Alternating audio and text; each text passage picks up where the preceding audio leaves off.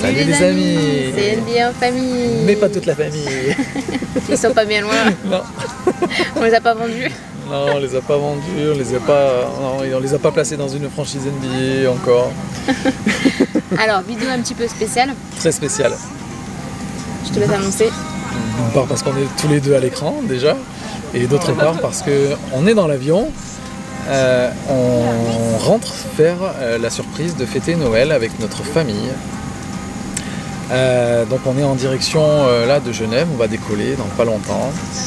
Et ben voilà, on tenait à vous faire cette vidéo, déjà d'une part pour vous souhaiter à tous un très bon Noël, un très bon Noël à vous tous, à toute votre famille, voilà, c'est très sincère, plein de bonnes choses, profitez des vôtres, c'est hyper important et c'est aussi la raison pour laquelle nous rentrons en France, parce que la famille c'est ce qu'il y a de plus sacré, de plus important.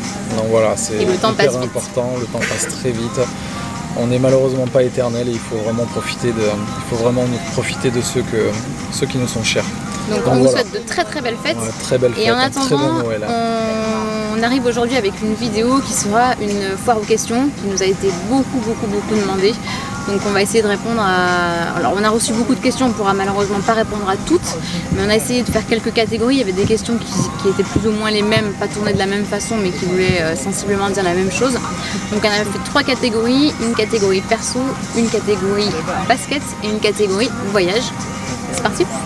Allez. Alors on commence avec la première question qui est: comment avez-vous financé votre road trip? Alors on dira pas forcément d'où proviennent les questions. Sachez que déjà il y a énormément de questions qui sont arrivées quasiment identiques de beaucoup d'entre vous. Donc on dira pas d'où proviennent les questions, vous reconnaîtrez ceux pour qui on ne dit pas les questions, c'est pas du tout qu'on est contre quoi que ce soit, c'est que c'est compliqué de répondre à tout. On essaye de faire des vidéos qui sont pas trop longues. Je sais que des fois certains d'entre vous nous disent voilà, on aimerait que vos vidéos soient plus longues, mais voilà, après c'est très difficile de capter l'attention aussi sur des vidéos très longues, donc on essaie d'être succinct. Alors on vous rappelle le petit pouce en l'air si vous avez aimé la vidéo, abonnez-vous à la chaîne puisqu'en fait c'est ça qui fait qu'on peut grossir. Faut que j'aille prendre les commandes de l'avion. On est mal. Voilà, qu'est-ce qu'on disait? Pas dans l'avion. On démarrait à... Oui, donc c'est important de vous abonner. Pourquoi? Parce qu'en fait, plus on grossit sur la chaîne et plus on est vu par les équipes de basket qui nous permettent derrière d'aller sur les terrains et de pouvoir vous filmer des images beaucoup plus intéressantes que quand on est uniquement à nos places assises dans les gradins. Voilà, donc le petit pouce et on s'abonne et on partage. Yes. Donc première question, première question, comment avez-vous financé votre voyage? Donc question qui revient très souvent de par vous, de par les journalistes, de par beaucoup de monde. Donc non, on n'a pas gagné l'auto, ça nous a déjà été demandé. Malheureusement. Et non, on n'est pas riche à millions.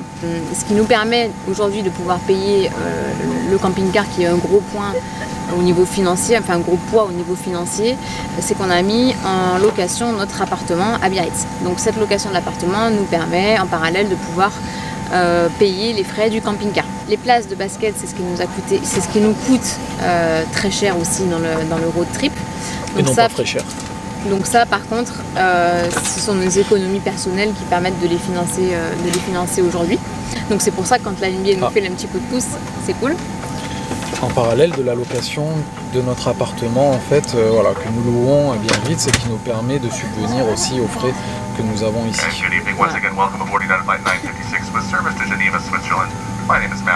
Deuxième question. Deuxième question, on enchaîne. Depuis quand avez-vous ce projet? Alors on va aussi vous mettre en barre d'infos le lien sur la vidéo qu'on avait fait qui s'appelait présentation du projet, puisqu'on a déjà répondu à cette question. Donc pour la faire courte, c'est un voyage à New York il y a 2 ans avec nos 3 enfants qui nous a fait nous dire que d'une, le temps passe vite, ce qu'on vous a dit déjà, et que 2, les enfants en prenaient plein les yeux aux États-Unis. C'était vraiment une destination à faire. Principalement dans les salles de basket, puisqu'on était allé voir 2 matchs de basket à l'époque. Question numéro 3. Qu'est-ce qui est le plus dur dans votre voyage? La gastronomie, incontestablement. Incontestablement. Nous qui habitons le sud-ouest, en plus qui avons l'habitude de bien manger, c'est incontestablement la gastronomie qui est le plus difficile. C'est vraiment le gros point noir des States. Exactement. Bon, il va y avoir peut-être un peu de bruit. Les moteurs sont en train de se mettre en route. Je suis pas attachée. Steph n'est pas attaché. Merci. On va peut-être vous reprendre après le décollage. On va essayer de vous montrer quelques images quand même du décollage, c'était pas mal. Décollage.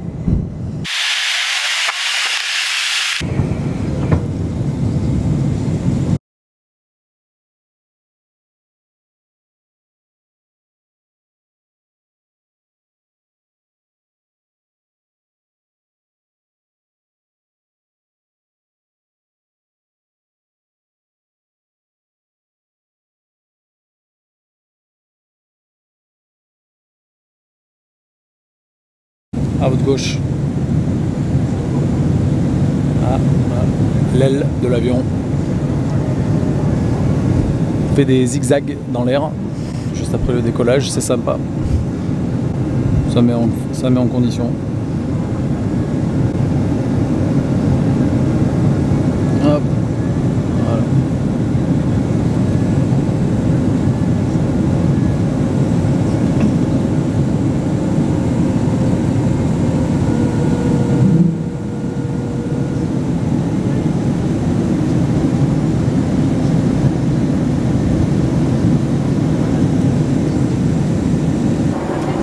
Le décollage a été un peu long.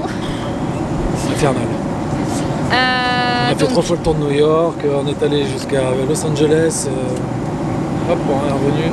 Alors, autre question. Avez-vous un planning précis?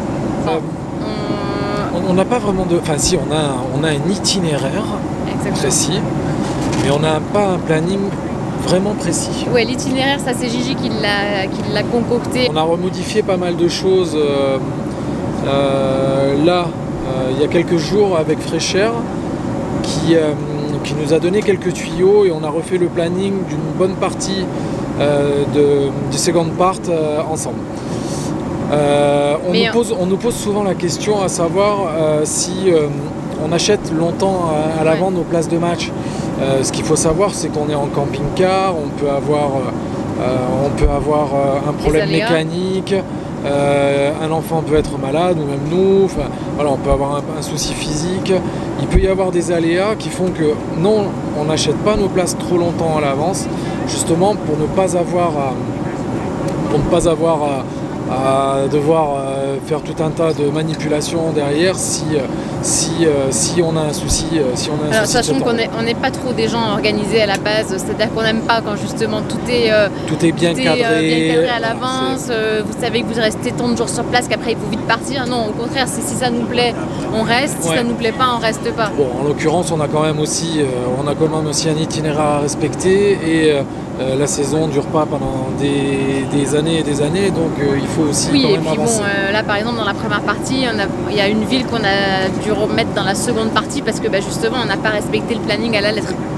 Donc bon, on n'a pas un planning précis, par contre voilà, on a un itinéraire à garder en ligne de mire et qui nous permet aussi d'avancer. Alors du coup, on va enchaîner avec une question dans laquelle tu as commencé à répondre, on va passer aux catégories basket, puisque c'était celle-ci du coup, avez-vous acheté vos billets en avance?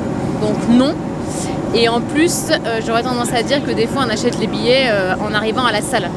Alors, ça on aura l'occasion de faire des tutos qui viendront par la suite justement pour expliquer un petit peu toute cette mécanique, mais ce qu'il faut savoir c'est que hormis, alors en plus bon les Warriors cette année c'est la cata, donc du coup ça se bouscule pas au portillon, mais il y a 2 salles qui marchent énormément au niveau de la NBA, c'est le Scotiabank Arena des Raptors et le Staples Center des Lakers et des Clippers, principalement des Lakers. Outre ça, la plupart des salles, vous avez de la place quasiment si vous allez au guichet le jour du match. Voilà. Alors attention, ça dépend de l'affiche, ça dépend de l'heure du match, du jour du match, ça dépend de pas mal de critères. Mais ce qu'il faut savoir, c'est que nous, jusqu'à présent, on a acheté nos places systématiquement, allez, au plus tard la veille, ou plutôt Au plus tôt la veille. l'avant-veille, au plus tôt l'avant-veille, au plus tard la veille du match. Ah non. Ah non, on a eu acheté des billets sur place. Il nous manquait des places. Oui, une fois, on a acheté des billets sur place, c'était à Indianapolis, mais finalement on les a pas achetés au guichet. Je les ai achetés sur le téléphone. Ouais. Bon, après on prend un peu des risques, hein, mais on se dit pas vraiment, on prend pas vraiment de risques. Ce qu'il faut savoir, c'est que les salles NBA sont loin d'être pleines, malheureusement. En gros, les tarifs baissent jusqu'à la veille du match, et après, le jour du match, ils recommencent à remonter puisque la demande est un peu plus accrue. Voilà. Ok. Quelle est votre équipe préférée? Ça aussi, on nous le demande souvent. Alors, souvent, on nous demande quelle est notre équipe préférée. Alors nous on s'adapte à la salle, c'est-à-dire que quand on va chez les Raptors, on est fan, enfin on supporte les Raptors, on supporte l'équipe qu'on va voir à domicile. Ah, petit coup à boire et à manger. On n'a pas vraiment d'équipe préférée, on est supporteur, on va dire, de l'équipe qui reçoit, puisque c'est la ville que l'on est en train de visiter, c'est la salle dans laquelle l'équipe qui reçoit joue. Voilà, c'est ce qui nous fait être, entre guillemets, être un peu plus pour l'équipe qui reçoit. Après, bon, les enfants vous répondront par rapport à ça ou non? Non, mais par contre, ils l'ont déjà dit dans la vidéo de présentation aussi, mais on va quand même le redire. Esteban est plutôt fan de Houston, enfin il est plutôt fan de James Harden. Ouais. Alors du coup, par ricochet, fan de Houston.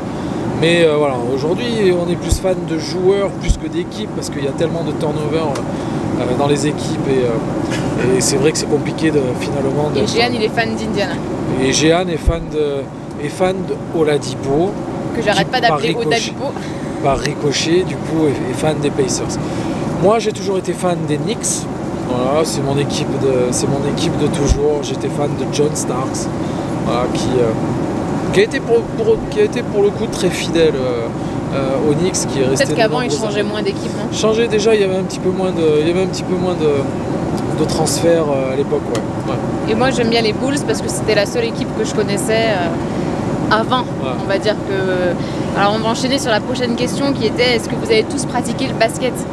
Alors moi pas du tout. Je suis ce genre de personne à qui vous jetez une balle et je me pousse pour pas la prendre, j'ai peur des balles. Et voilà, la seule équipe que je connaissais quand on s'est rencontrés, c'était les Bulls. Donc c'est vrai que ça m'a fait quelque chose quand on est allé dans la salle.